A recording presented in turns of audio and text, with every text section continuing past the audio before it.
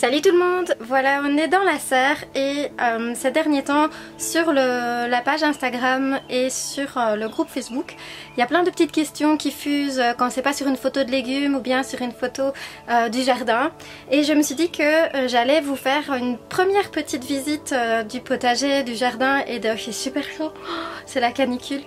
Une première petite visite aperçue du potager, du jardin, grâce à quoi on pourra échanger sur des thèmes précis ensuite.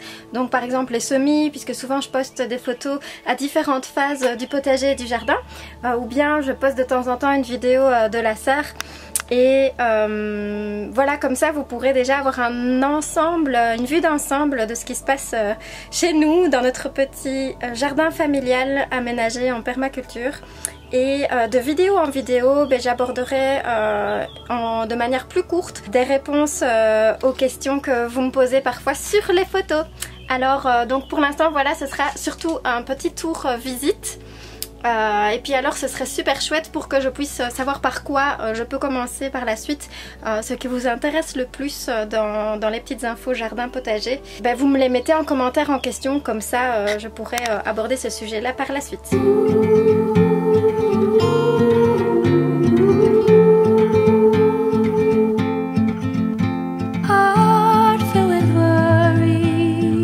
On est ici à peu près depuis 4 ans, environ un bon 4 ans, et c'est Fabien qui a aménagé le jardin. C'est son métier. Il fait aussi des reconversions de fermes et ce genre de choses, de fermes traditionnelles en ferme bio, ou bien des aménagements pour des particuliers comme nous qui ont envie d'une autonomie alimentaire et puis d'aller vers plus simple aussi. Et moi je m'occupe surtout beaucoup du potager, donc je fais pas les gros aménagements mais je fais plutôt les semis, je m'occupe des récoltes et je m'occupe de la transformation des aliments. Et puis voilà, j'adore être ici et je travaille à la maison aussi, donc c'est vrai que ça m'aide. Si vous avez des questions là-dessus, vous pouvez aussi me les dire en commentaire. Donc je vais faire un petit tour, comme ça vous verrez directement ce que je raconte dans le jardin. Donc première chose, ici on est directement dans la serre. Donc c'est une serre qu'on a construite à la main.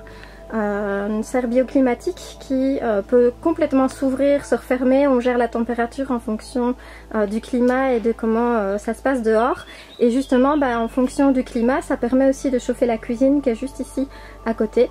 Et donc voilà, dans la serre je mets souvent toutes mes tomates, mes poivrons, parfois des physalis, les concombres, les cornichons, des petites fleurs, etc. Donc vous voyez, ça commence à bien pousser. Là on est au mois de juin. Et dans cette partie du jardin, donc on a 6 bacs. 6 bacs et ensuite le sol potager qui est là-bas, en arc de cercle. Alors là on le voit plus trop, mais je vous mets aussi une photo que vous verrez ici dans la vidéo. Une photo de la vue aérienne qui donne super bien.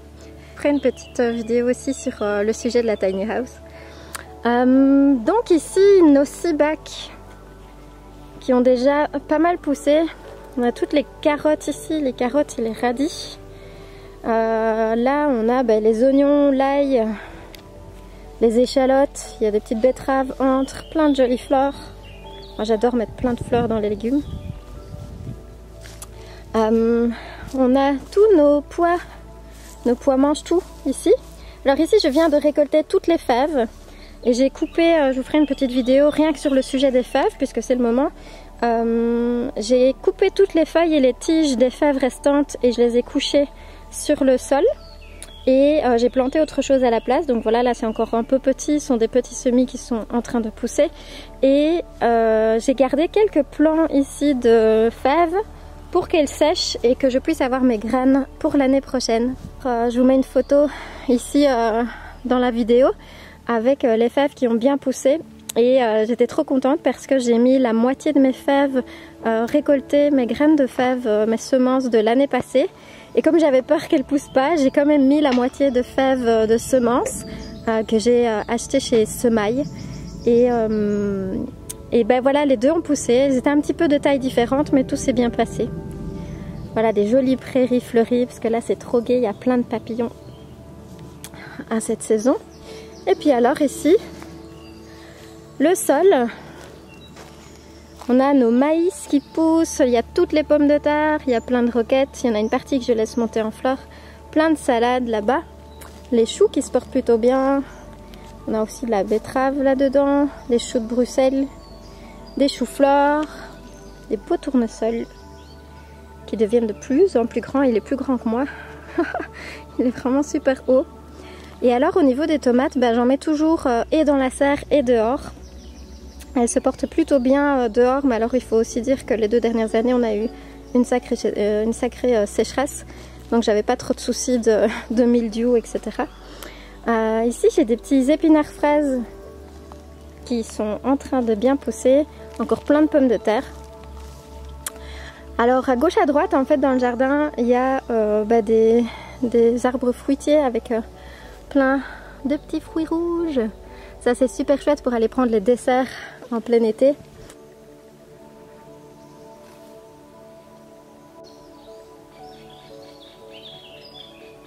Et là-bas tout au bout il y a les topinambours qui poussent bien. Alors la table que vous voyez là, ce sont mes tables à marée. Donc ce sont des tables de semis. Alors pour l'instant elle est dehors parce que maintenant j'ai rempli la serre. Mais en réalité, donc au mois surtout de janvier, février, mars, les tables à marée sont posées là sur les grands bacs à l'intérieur de la serre. Ce qui me permet de faire tous les semis à bonne température. Alors ça m'arrive même d'en mettre certains à l'intérieur de la maison juste pour la première semaine pour qu'ils lèvent bien. Et dès que les petits cotylédons, les premières petites feuilles sont sorties, je les mets dans la serre.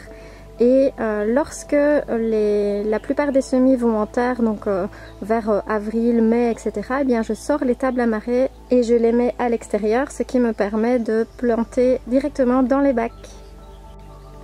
Et puis alors les grands arcs que vous voyez là en fer, ils me servent à accueillir les courges qui vont commencer à s'y accrocher. Et je vous mets aussi une photo parce que c'est super joli quand c'est la saison et que toutes les courges ont poussé.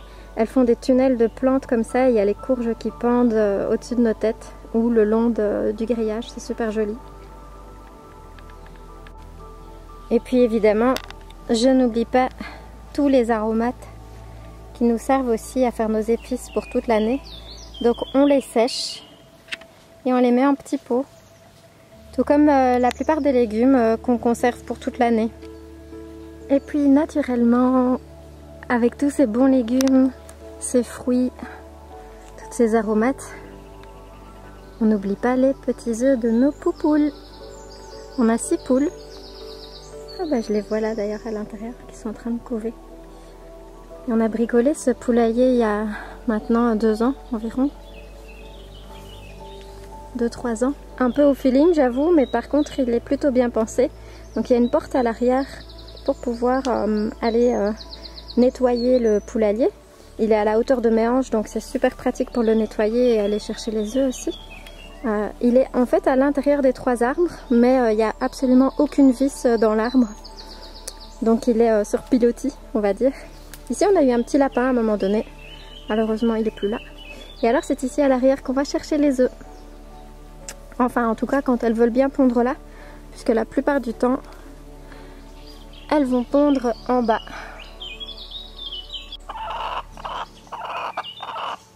Ça va Fifi? Eh bien ma jolie.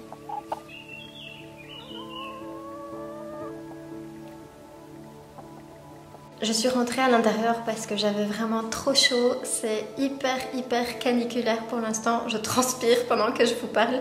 Et donc voilà, je vous montrerai aussi dans les prochaines petites vidéos. C'est ici dans cette cuisine que je fais toutes les conserves depuis 3 ans. Il y a eu des hauts, il y a eu des bas, il y a eu beaucoup de stress, beaucoup de perte de temps, d'énergie, et puis clairement aussi des conserves qu'on a fait qu'on ne mange pas parce qu'on se rend compte qu'on n'aime pas trop. Donc on a aussi changé nos cultures au potager en fonction de ce qu'on aimait manger. Les découvertes, vous savez, de certaines stérilisations ou lactofermentations un peu moins fructueuses et d'autres par contre qui étaient hyper délicieuses.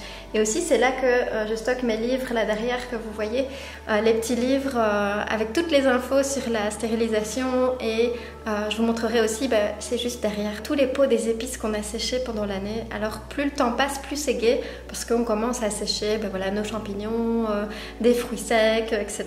C'est vraiment super chouette et honnêtement c'était pas comme ça au début et c'est aussi pour ça que j'ai envie de partager ça avec vous.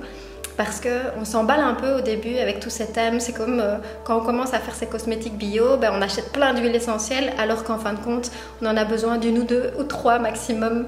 Et ben voilà, la simplicité, c'est aussi ça que j'ai appris en cours de chemin.